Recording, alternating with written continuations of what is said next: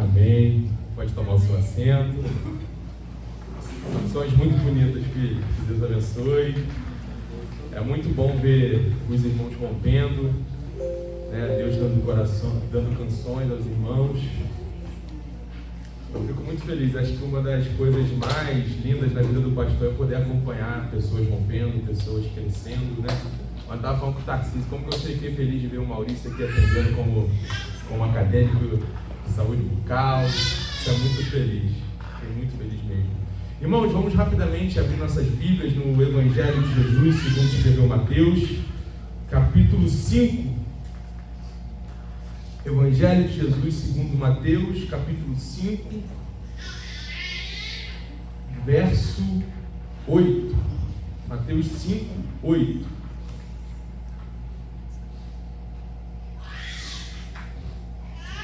Amém? Vamos ler. Diz assim: bem-aventurados os limpos de coração, porque verão a Deus. Vamos repetir todos juntos? Bem-aventurados os limpos de coração, porque verão a Deus. Só as mulheres? Bem-aventurados os limpos de coração, porque verão a Deus. Só os varões? Bem-aventurados os limpos de coração, porque verão a Deus. Todos juntos? Bem-aventurados os limpos de coração, porque verão a Deus. Aleluia. Irmãos, hoje nós daremos continuidade à nossa série de sermões sobre o Sermão do Monte. Essa série que nós temos debruçado nas últimas semanas. E toda vez que eu vou preparar um sermão sobre cada versículo dessa bem-aventurança, eu tento colocar duas bem-aventuranças, mas não consigo. Porque há tanta profundidade nas palavras de Jesus, é tão profundo, que é impossível você conseguir falar de todas as bem-aventuranças em um sermão apenas. Não é à toa que tem livros que se debruçam sobre o Sermão do Monte, né? E esse sermão ele é profundo porque ele traz ensinamentos preciosos para a minha e para a sua vida. Nós falamos sobre as 3 primeiras bem-aventuranças e foi muito lindo porque as primeiras bem-aventuranças vai falar da nossa necessidade espiritual, sobre a nossa consciência de que nós temos e nós precisamos de Deus. Nós somos pobres de espírito. Nós dependemos único e exclusivamente de Deus. Não há nada em nós que nos faça merecedor do amor de Deus. Nós somos pobres de espírito. Nós falamos sobre o choro. Bem-aventurados os que choram, porque esses olham para si, para a sua condição e choram, lamentam em face à sua pecaminosidade. E nós vimos que esse choro, ele gera mansidão, que gera compreensão do nosso estado diante de Deus. Mas é lindo que logo após dessas 3 primeiras que enfatizam a nossa consciência da necessidade que nós temos de Deus, logo em seguida aparece uma grande declaração sobre a satisfação. Diz assim: bem-aventurados que têm fome e sede de... Aí vem a promessa, porque eles serão fartos. Quando nós entendemos a nossa necessidade espiritual, que nós precisamos, nós somos dependentes de Deus, isso gera em nós o quê? Uma fome e uma sede. E quando gera em nós uma fome e uma sede, nós temos a promessa que Ele vem e nos farta. Nos farta de uma maneira que nós não encontramos nada no mundo que possa suprir essa necessidade que há dentro de nós, esse vazio que só Deus pode suprir. E eu não canso de falar aquela frase que há em nós um vazio que só Deus pode suprir. Tem uma frase de Blaise Pascal que diz: tem um homem vazio do tamanho de Deus. Nada nesse mundo, riqueza, bem, lazer, pode suprir o espaço que Jesus ocupa dentro do seu coração. Eclesiastes vai dizer que Deus colocou dentro do coração do homem a eternidade. E só o que é eterno pode trazer sentido, significado à tua vida. Quantas pessoas têm tudo que um homem pode conquistar, mas vivem um vazio, porque não encontraram o caminho, a verdade e a vida. Não encontraram a fonte da vida que é Jesus. É lindo ver aquela mulher no poço, né? E Jesus olha para ela e diz assim: ó mulher, ela estava em busca de sentido. Jesus olha para ela: você já teve 5 maridos, você teve várias experiências, mas se você beber da água que eu lhe der, você nunca mais terá sede. É lindo ver na multiplicação dos pães e peixes, quando aqueles homens seguem a Jesus, aquela multidão em busca de pão, porque Jesus havia multiplicado pães. Mas quando eles vão atrás de Jesus, Jesus fala assim, não busque esse pão que perece, esse pão francês, esse pão suíço que você vai comer, você vai ter fome, mas busque o pão da vida. Eu sou o único pão, essa palavra capaz de satisfazer essa fome espiritual que você tem. E só nele nós encontramos essa fartura, quando nós temos essa fome e essa sede de Deus.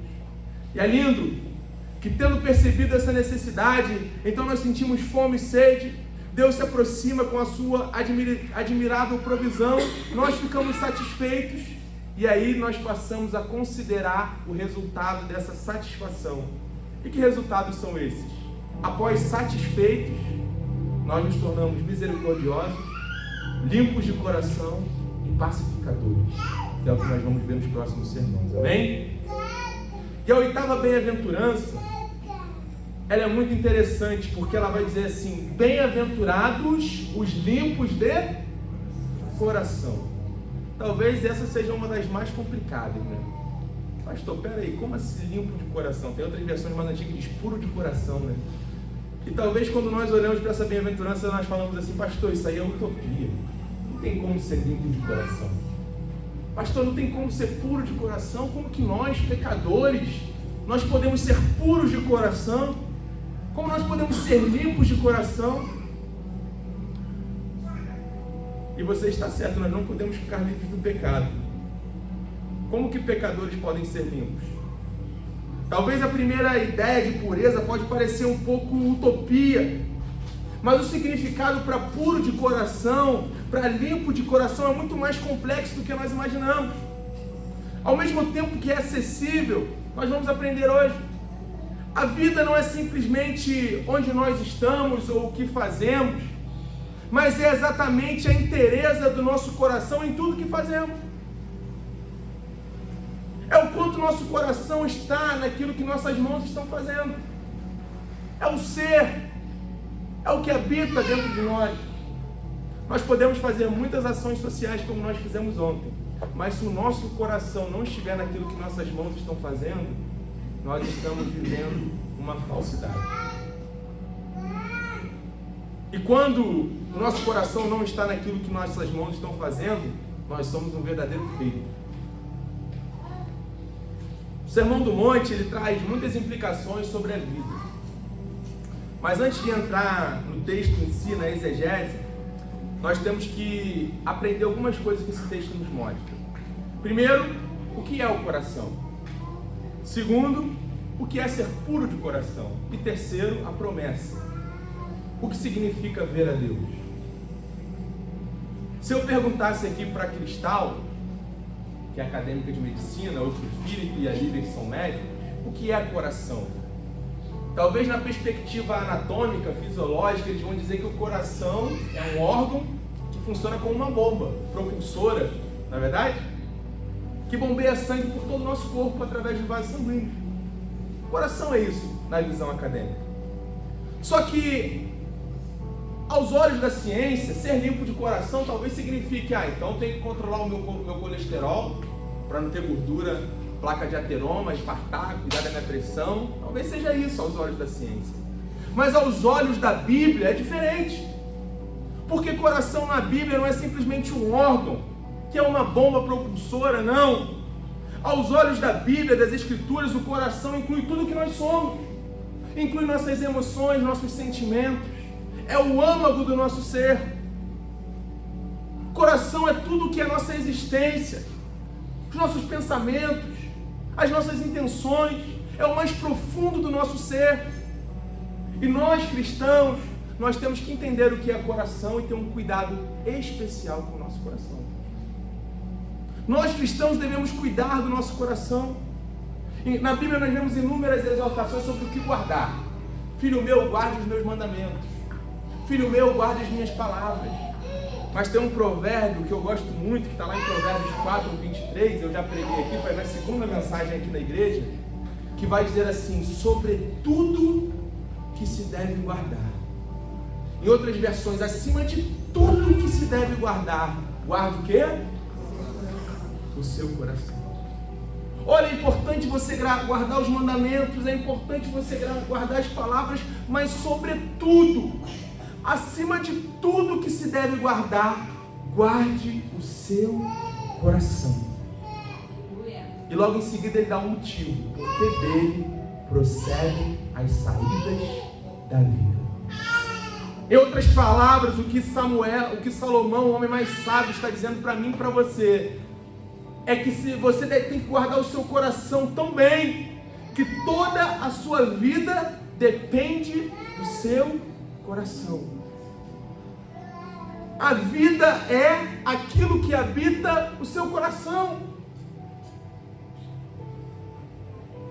Eu queria perguntar a você nesse início, o que tem habitado o seu coração?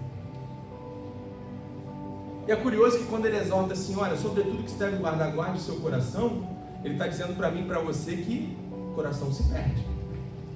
Se você deve fazer guarda, é porque pode se perder esse coração. E nós não nascemos para perder. Só quem nasceu para perder é vascaíno, né, irmão? Vascaíno, coitado, perde todo tempo. Mas nós não nascemos... Tem vascaíno aqui não, né? Não tem vascaíno. Tem? Aí, ó. Tem misericórdia, Senhor. Brincadeira. Nós não nascemos para perder. Nós nascemos para ganhar. A perda, a derrota faz parte da nossa existência. Mas um conselho dos homens mais sábios que já habitou na terra está dizendo para mim e para você que sobre tudo que nós temos que guardar, nós devemos guardar o nosso coração. Porque coração se perde. É possível você viver sem coração. Pastor, o que você está dizendo? É possível viver sem coração? O que é isso, pastor? Quantos de nós aqui, diante de uma barbárie, diante de uma tragédia, diante da violência, nós olhamos assim e falamos, olha, esse homem não tem coração. Quantos aqui já falaram isso? Quantos aqui já viram uma notícia trágica e falaram, pô, essa pessoa não tem coração? Há poucas semanas agora eu vi a história ali no Morro do São Carlos, próximo ao meu trabalho, a história de dois amigos que moravam junto, o outro entraram numa discussão e um esquartejou o outro, guardou as partes do seu corpo na geladeira e para tentar ocultar o cadáver, ele cozinhou algumas partes do corpo do seu amigo. E você olha para uma tragédia dessa e você fala, esse homem não tem coração. Há anos atrás nós vimos a história do caso da menina Isabela Nardoni. Quem lembra do caso da Isabela Nardoni? O pai e a madrasta jogam uma menina, se eu não me engano, do 6º andar. E nós olhamos para isso e nós falamos, olha, esse homem não tem coração. Como pode pegar a sua filha e já tirar pela janela? E quando nós olhamos a corrupção atual da humanidade, nós falamos assim, nós ficamos assustados dizendo, essas pessoas não têm coração. Como pode atirar bebês pela janela? Como pode esquartejar? Nós vemos pais jogando os filhos na lixeira. Nós vimos há poucos meses um filho que matou o pai, a mãe, o irmão, aqui próximo da gente. E você olha para esse cenário e você fala, essa geração ela não tem coração. Uma geração que investe tanto em beleza. O Filipe falou aqui, a todo custo nós queremos buscar uma beleza, ficar bonito, e nunca se investiu tanto em beleza. O mercado que mais cresce é o mercado da beleza, dos cosméticos. É a geração mais bonita, tem mais facilidade de fazer uma cirurgia plástica, de passar um creme que melhora a sua face. Mas ao despeito disso, é a geração mais feia interiormente. Estamos buscando uma beleza externa, mas o que tem habitado os nossos corações?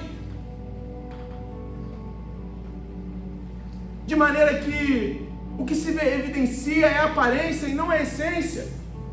A aparência e a essência estão distantes. Há uma diferença entre o ser e o parecer. E você pergunta, pastor, o que está acontecendo? E a resposta está aqui, nós estamos perdendo o nosso coração. A condição do ser humano, quando ele está afastado de Deus, é relatado como uma tragédia. Jeremias vai dizer que o coração do homem é enganoso. Romanos vai dizer que o coração do homem é insensato. Hebreus vai dizer que o coração do homem é infiel. E Provérbios vai dizer que o coração do homem é perverso, longe de Deus. E a única maneira de nós estarmos com o nosso coração guardado é estar com o nosso coração diante de Deus.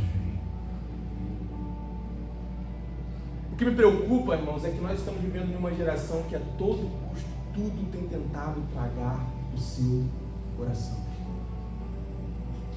Tudo tem tentado penetrar o âmago do seu ser, a fonte da sua vida, que é o seu coração. E hoje é muito fácil perder o coração. Nós somos bombardeados o tempo todo com coisas que tentam roubar o nosso coração, tirar a nossa paz. E aos poucos nós vamos alimentando isso, e isso vem entrando para o nosso ser, e quando nós vemos, o coração está perdido. Tamanha quantidade de podridão que vai entrando na nossa mente, no nosso coração, nas redes sociais, no noticiário. Sabe, gente, às vezes você liga a televisão em determinados canais, sabe, e parece que é narração de tragédia. Você viu narração de futebol? Fulano tocou para ciclano, agora nós temos narração de tragédia. Tu liga no jornal, o cara está na hora, a polícia está entrando, olha, está dando tiro. E eu falo, meu Deus, o que é isso? O que vende é a barbárie. Isso está entrando no nosso ser, no nosso coração. E o resultado, nós estamos vendo uma geração depressiva, uma geração ansiosa, com síndrome do pânico, porque está sendo bombardeada por tragédia, por barbárie. Talvez por isso que a nossa geração seja a geração mais depressiva. Há anos atrás, para você ter ciência de uma notícia trágica, demorava-se dias. Hoje você liga a sua televisão, você está ali ao vivo vendo as pessoas morrendo na guerra da Ucrânia. Você está ali ao vivo vendo os tiroteios no Rio de Janeiro. E tudo isso tem entrado no seu coração. Mas nós, como cristãos, nós não podemos perder o nosso coração. Porque há uma promessa para mim e para você, que a paz que excede o entendimento guardará o quê? A mente e o coração. E como nós podemos ter paz em meio à barbárie? Como nós podemos ter paz em meio à tragédia? Aí Filipenses diz para mim e para você que a paz de Deus excede o entendimento. Sabe por que ela excede o entendimento, irmãos? Porque não é uma paz humana. É uma paz em meio à guerra, em meio à barbárie, em meio à tragédia, em meio a tudo que está acontecendo. Há uma promessa para mim e para você, que a paz que excede o entendimento guardará o coração e a mente de vocês. Olhe para a pessoa que está do seu lado e diga assim: olha, você não pode perder o seu coração.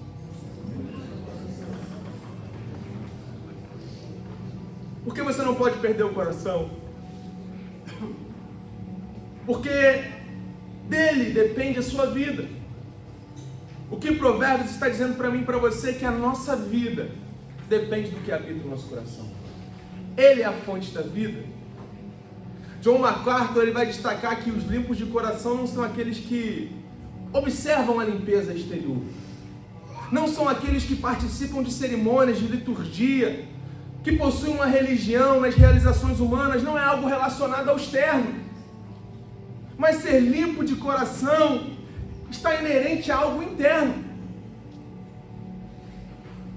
É curioso isso, porque quando nós olhamos a filosofia, nós vemos alguns filósofos como Russell e outros tantos, eles vão dizer que o grande problema da humanidade é aquilo que está externo a nós. Aquilo que está fora de nós, fora do nosso controle. Aí vem Jesus, no Sermão do Monte, que ele é contracultural. Não adianta você achar que a cultura humana vai ser a cultura do reino, não. Nós vivemos em outra cultura, irmão. E ele vai dizer para mim e para você que o problema não está no externo, mas o problema está interno. Adão vivia num ambiente perfeito. Tudo era maravilhoso. Mas o que fez Adão pecar e o que trouxe esse resultado para nós não foi as coisas externas, porque tudo externo era maravilhoso, mas foi o que habitava dentro de Adão. E hoje, eu e você, o nosso problema não é o que está externo a nós, não é a violência, não é tudo isso, mas é o que habita dentro de nós. Dentro de nós há um gigante chamado pecado, mal, que nós temos que matar ele todos os dias. Eu costumo dizer, tira Deus do homem e o que sobra é você. Quantos aqui já pensaram, se não fosse Deus na minha vida, o que eu seria? Tira Deus do homem e o que sobra é o homem. Quando sobra o homem, o que sobra é barbárie, é pecado. O Senhor Jesus disse em Mateus 15:19, porque do coração procedem os maus desígnios, homicídios, adultérios, prostituição. O que habita o homem é mal. Todas essas dificuldades, todo esse mal que nós vemos ser produzido no mundo, são frutos do coração do homem. Por isso que eu e você, nós devemos guardar o nosso coração. Mas o que significa ser limpo de coração, pastor? Como que nós, esse ser pecaminoso, podemos ser limpos de coração? E aqui é lindo porque a palavra grega para limpo é kataros. E kataros tem vários significados. Primeiro, kataros significa lavar a roupa suja. Era o mesmo adjetivo que era usado para lavar a roupa suja. Essa palavra era usada para o trigo que era separado da palha. É o mesmo significado. É o mesmo significado que era usado em relação ao exército, quando tinha alguém que era ali eliminado, que era um medroso, que era um descontente, um traidor do exército, ele era tirado. Usava-se essa palavra. Era usada para descrever o vinho e leite que não havia sido adulterado. Era um vinho puro. Então, quando nós olhamos para essa palavra kataros, para essa palavra limpos de coração, quer dizer que é um coração singelo, um coração que não se corrompe, um coração que não é adulterado. Nós podíamos descrever limpos como um coração sincero, um coração que não tem uma devoção dividida. Então, o sentido bíblico que Jesus está usando aqui para puros ou limpos significa livre de hipocrisia. Uma devoção não dividida.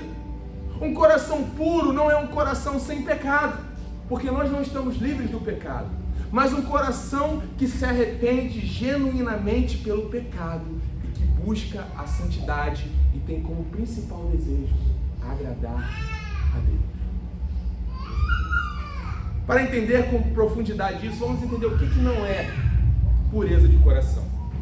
A primeira coisa que eu quero dizer para os irmãos que não é pureza de coração é que pureza de coração não é externo, não é um ritual. Jesus, ele criticou os fariseus porque os fariseus, eles tinham uma pureza externa. Os fariseus estavam mais preocupados em lavar a sua mão com as 613 leis do que lavar o seu coração. E às vezes, nós cristãos, nós somos meio farisaicos. Você já viu isso?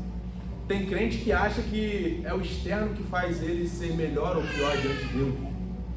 Nós vimos muitas vezes na igreja achar que porque usava uma blusa de manga comprida, uma calça comprida, isso tornava você mais santo ou mais puro do que as outras pessoas. Quantas vezes nós achamos que porque nós fazemos um jejum ou porque nós oramos, isso nos torna mais santos diante de Deus? Quantas vezes nós achamos que porque temos um dom, cantamos, pregamos, achamos que nós somos melhores diante de Deus? Quantas vezes nós vemos pessoas porque se movem no poder, porque revelam, levam profecia, isso o faz mais especial diante de Deus?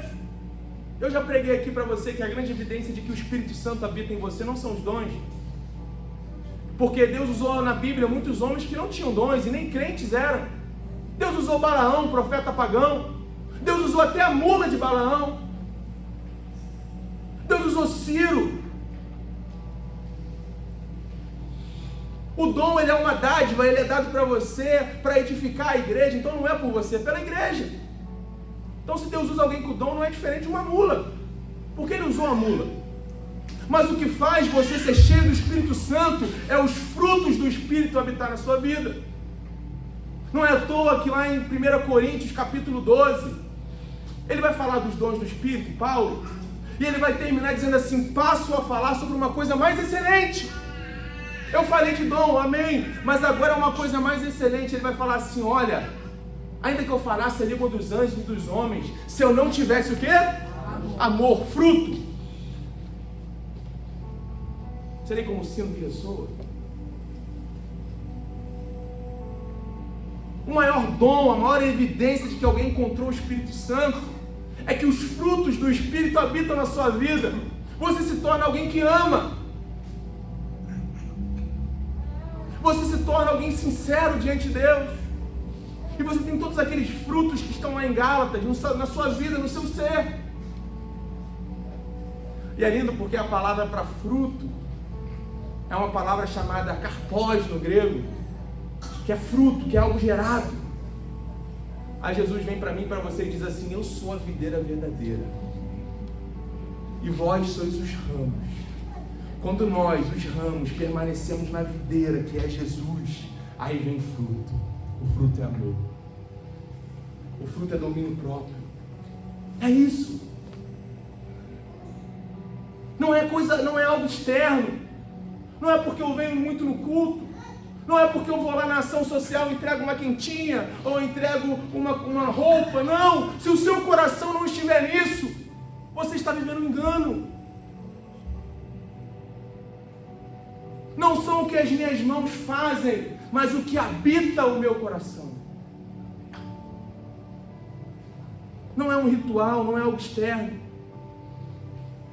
Não é também perfeição. Ninguém é perfeito, irmão. Romanos vai dizer para mim e para você que todos pecaram e destituídos estão da glória de Deus. A pureza do coração não é uma busca constante, mas é um processo, é uma busca constante, é um processo de santificação que acontece na nossa vida. Não é que eu estou livre do pecado, não. Eu peco no meu agir, no meu pensar, no meu falar. Se eu falar para mim que não tenho pecado, eu estou me enganando. Mas é eu reconhecer que eu sou pecador e eu dependo totalmente de Deus. Eu dependo totalmente do seu perdão. E eu luto dia após dia para ser melhor, para ser parecido com Jesus. Para que Ele habite em mim, eu me torne uma pessoa melhor, um pai melhor, um filho melhor, um profissional melhor. É por isso que Jesus vai olhar para mim e para você e vai dizer assim: olha, felizes, bem-aventurados, não são os intelectuais, não são aqueles que vão na igreja todo dia, não são aqueles que fazem uma oração para os outros verem, que jejuam e falam para todo mundo: olha, estou jejuando. Não.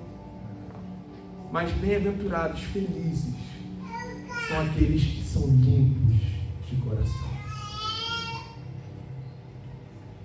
Precisamos lembrar, irmãos, que a fé cristã não é uma questão de doutrina, de entendimento, de intelecto, mas é uma condição do coração.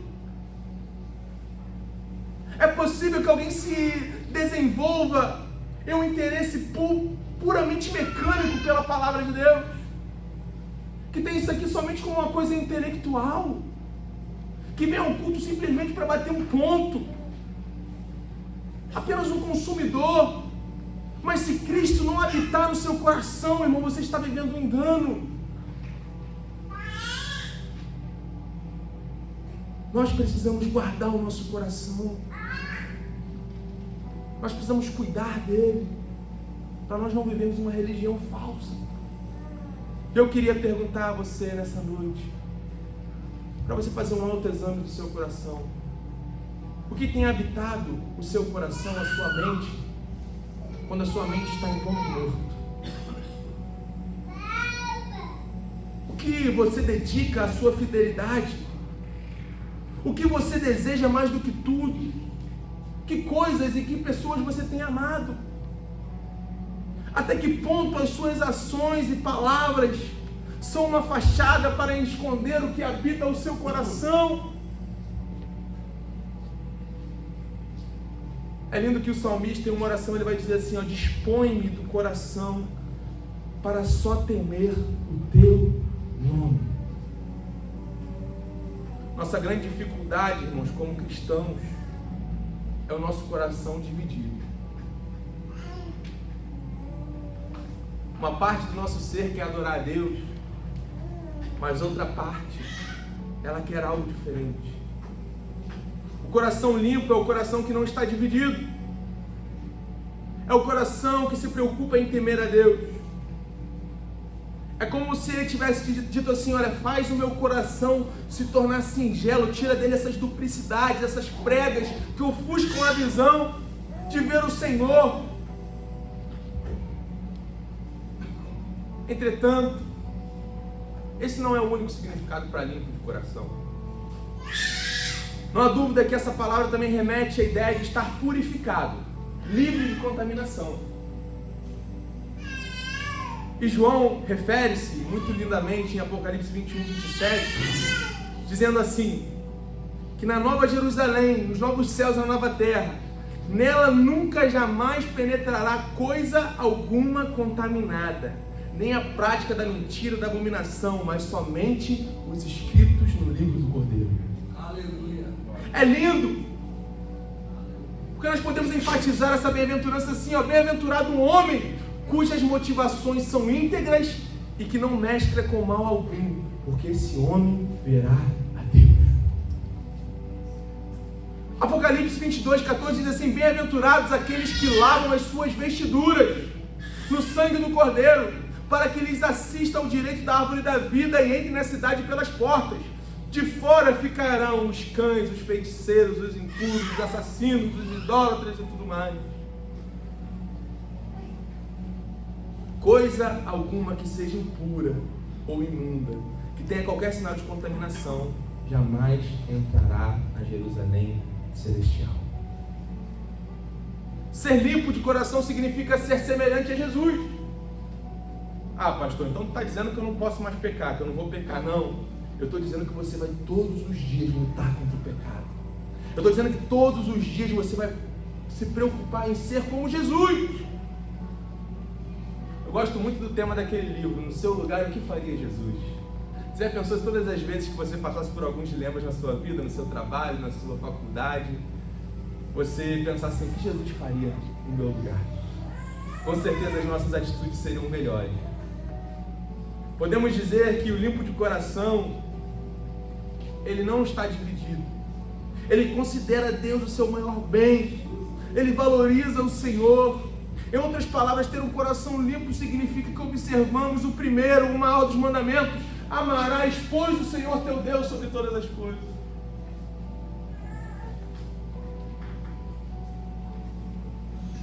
Reduzindo a questão, para termos ainda mais de maneira simples, ter um coração limpo quer dizer que vivemos para a glória de Deus em todos os aspectos da nossa vida.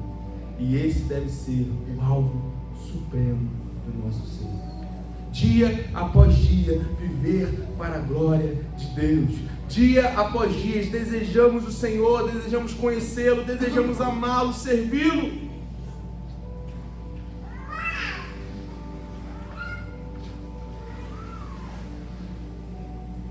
Quantos aqui querem ver a Deus?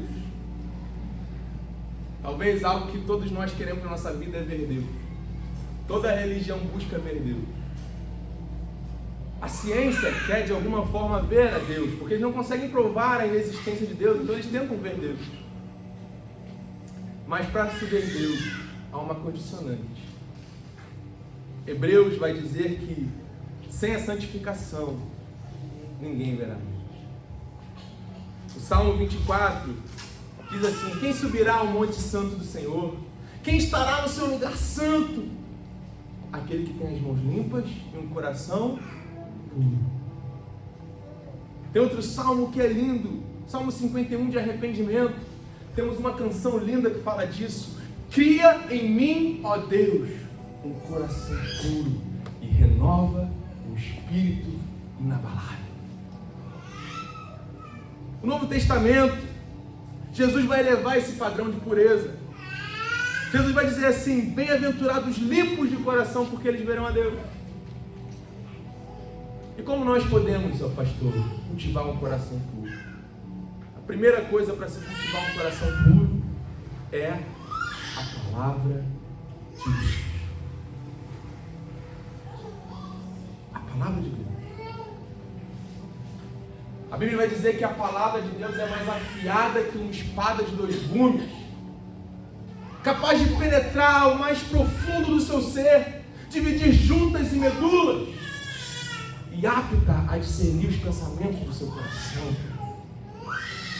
É a palavra, é a imersão na palavra que direciona o nosso coração. Domingo passado eu estava pregando na Assembleia de Deus e eu falei, irmãos, o que nós precisamos é nos voltar para a palavra. A fé vem pelo ouvir e ouvir. Se está faltando fé, está faltando palavra.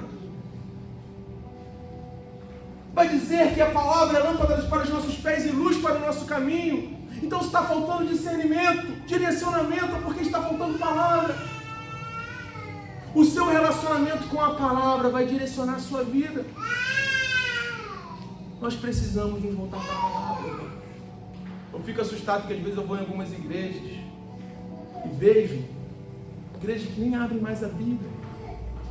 Ou quando abrem nenhum versículo, mas o que fala no púlpito é aquilo que está no seu coração e não expõe a palavra. Eu sempre digo que eu aqui sou um mero instrumento para pregar a palavra. Porque o poder não está em mim, eu não tenho nada, eu sou pecador, mas o poder está na palavra. Então quando você se dedica à palavra, você está cultivando o coração puro, porque ela penetra no seu ser. O salmista, ele diz uma frase linda que ele vai dizer assim: escondi a tua palavra no meu, para eu não pecar contra ti. É a palavra. Segundo, o sangue de Jesus, a fé no sacrifício redentor, que nos purifica. É por meio da sua obra na cruz que a mancha do pecado foi removida. Se nós estávamos perdidos, se lá quando Adão pecou, foi dada uma sentença de morte, ele perdeu o paraíso, nosso destino era a perdição. Quando Jesus Cristo veio, morreu na cruz do Calvário por mim e por você, nós nos tornamos pessoas próximas de Deus. O véu foi rasgado. Nós temos livre acesso ao Senhor. Onde abundou o pecado, superabundou a graça. Ainda que seus pecados sejam vermelhos como escarlate, pelo sangue de Jesus eles se tornam mais brancos do que a neve. Mas o que, pastor? Fé. Você precisa ter fé, sem a qual nós não veremos a Deus. A fé é o canal pela qual a graça transformadora flui no nosso interior.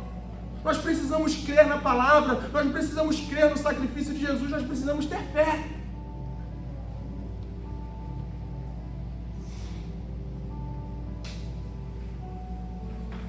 Terceiro, se entregar voluntariamente a Deus, entregar o nosso coração a Deus.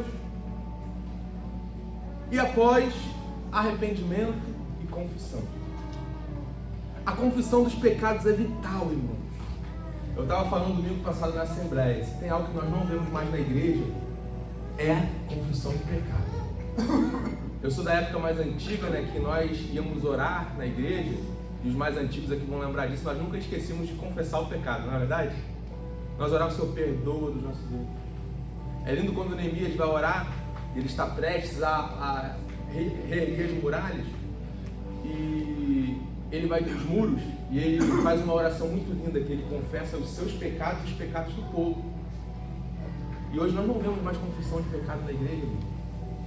Será que nós estamos livres do pecado, não temos mais pecado, ou será que nós deixamos de ter consciência do pecado?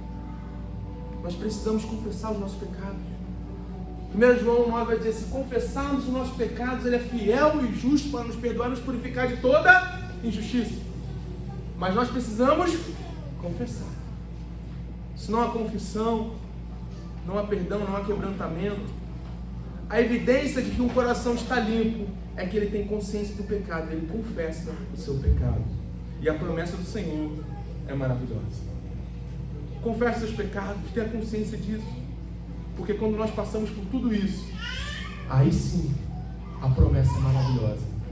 Quando nós nos tornamos limpos do coração, limpo não é aquele que está livre de sujeira, não, mas é aquele que olha para a sua condição e limpa o seu coração dia após dia.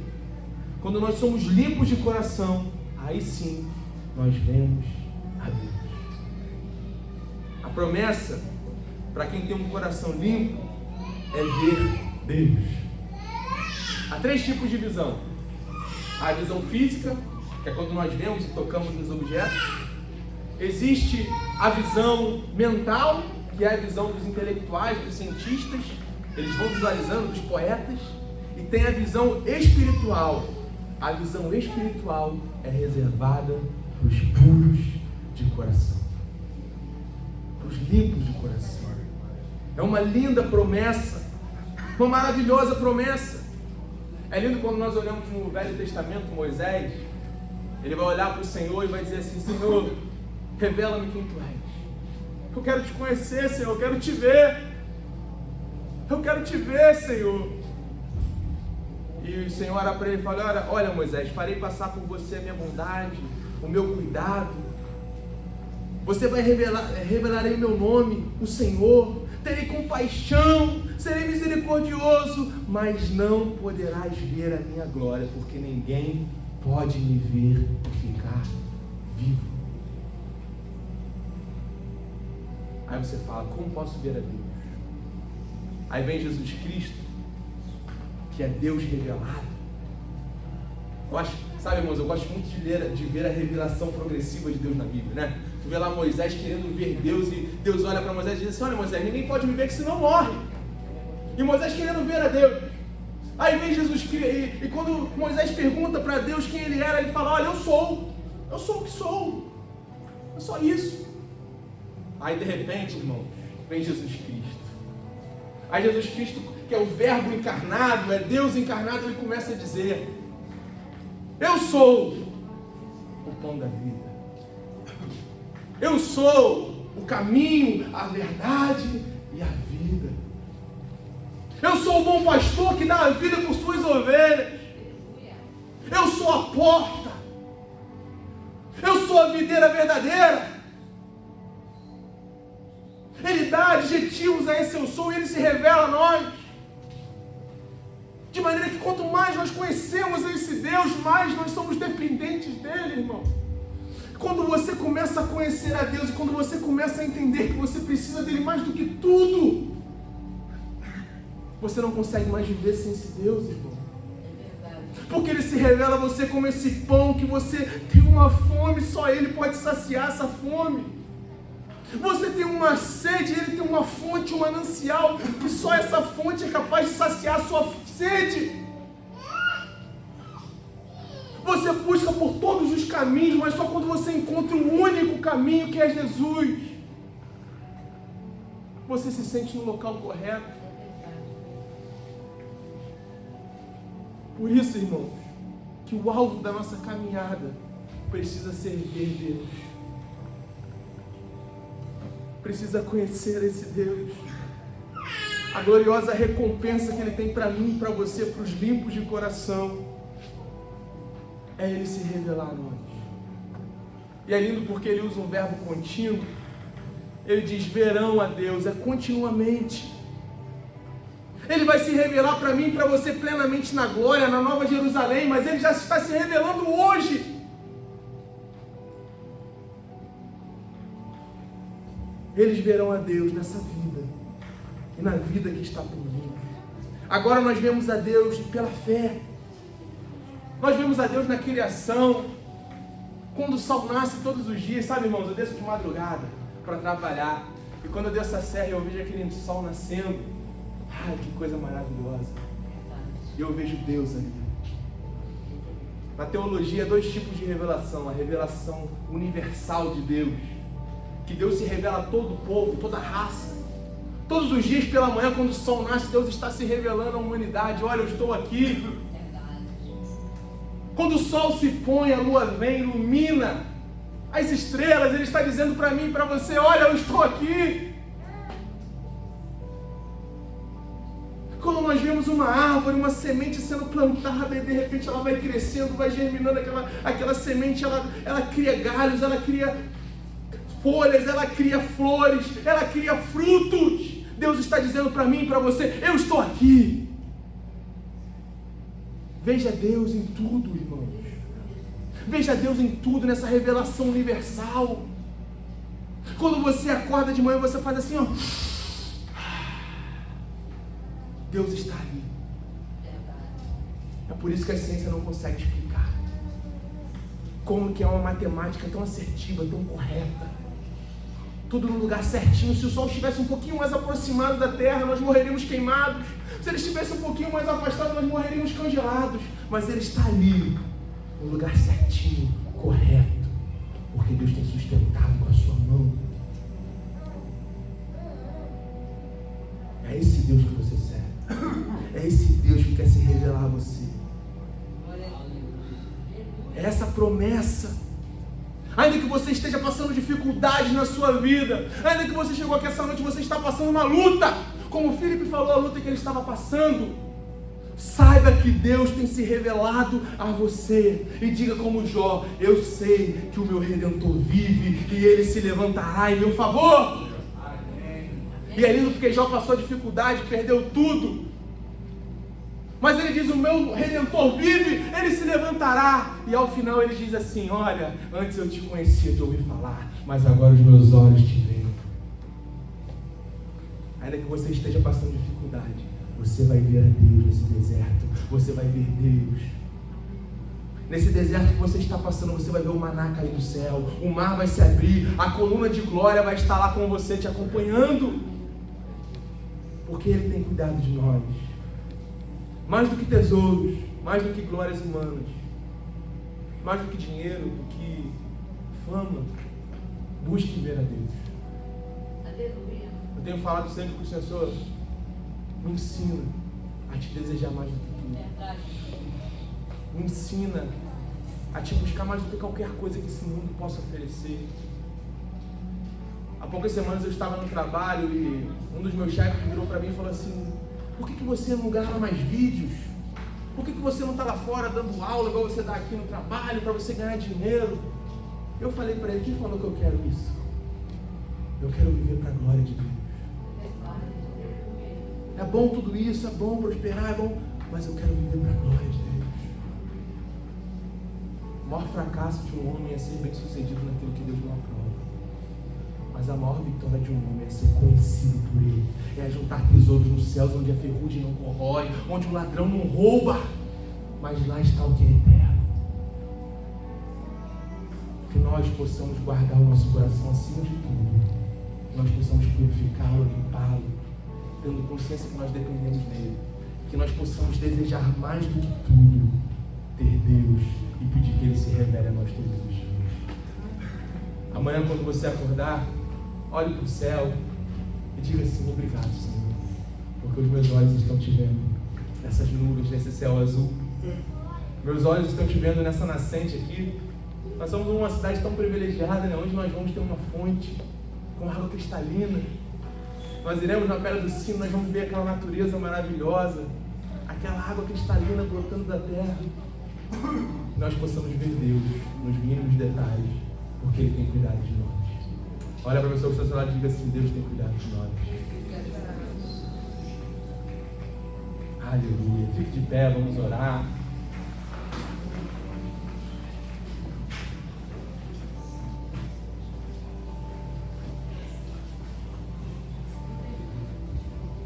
Pai, nessa noite nós queremos te agradecer, Senhor.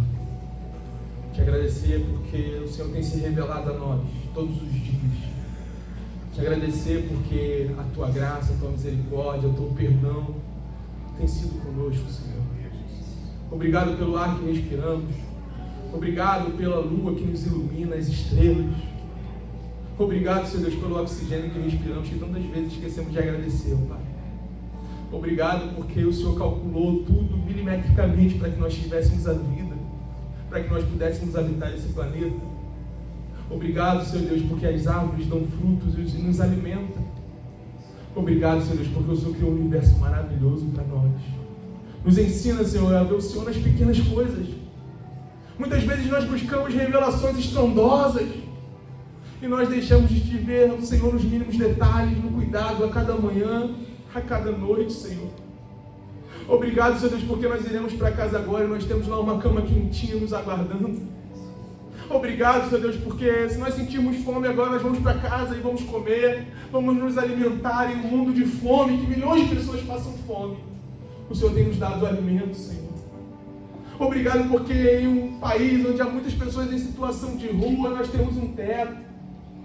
O Senhor tem cuidado de nós, ó Pai. O Senhor tem cuidado da nossa família, dos nossos filhos, dos nossos pais. Oh, Senhor Deus, obrigado por tudo, Senhor. Nos ensina a ver a mão do Senhor agindo em nosso favor. Nos ensina a ver a revelação do Senhor todos os dias. Nos ensina, Pai, a ver o Senhor. Mas nos ensina também, Pai, a guardar o nosso coração. Blinda o nosso coração de tudo que é ruim, de tudo que tenta penetrar no nosso ser, para impedir que nós vejamos o Senhor. Nós sabemos que é uma batalha que tenta roubar o nosso coração, tenta tomar o nosso coração para que nós não vejamos o Senhor, mas nós repreendemos agora tudo que não provém de Ti, e nós declaramos que o que vai habitar o nosso coração é o Teu Espírito, é a Tua Palavra, é a fé. Oh, Senhor Deus, blinda o nosso coração desse mundo corrompido, para que nós possamos Te ver cada vez mais. Ver hoje. Nós sabemos que o Senhor se revelará na plenitude na Nova Jerusalém, mas nós queremos Te ver hoje, em tudo, nos mínimos detalhes, pela fé, Pai.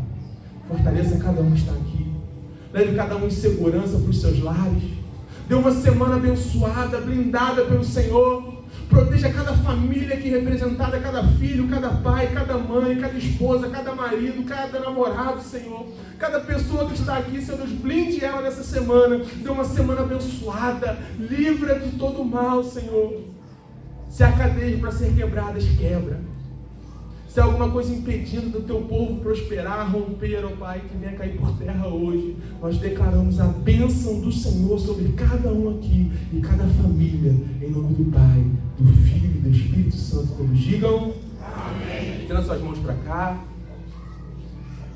Que o grande amor de Deus Pai, que a graça redentora de Jesus Cristo, seu Filho, e que as doces consolações do Santo Espírito de Deus seja com todos que aguardam a volta de Cristo, que querem ver a Deus. E todos digam amém. Olha para os seus do seu lado e diga assim: tem uma semana de coração guardado. Não saia sem abraçar pelo menos 3 pessoas e desejar uma semana abençoada.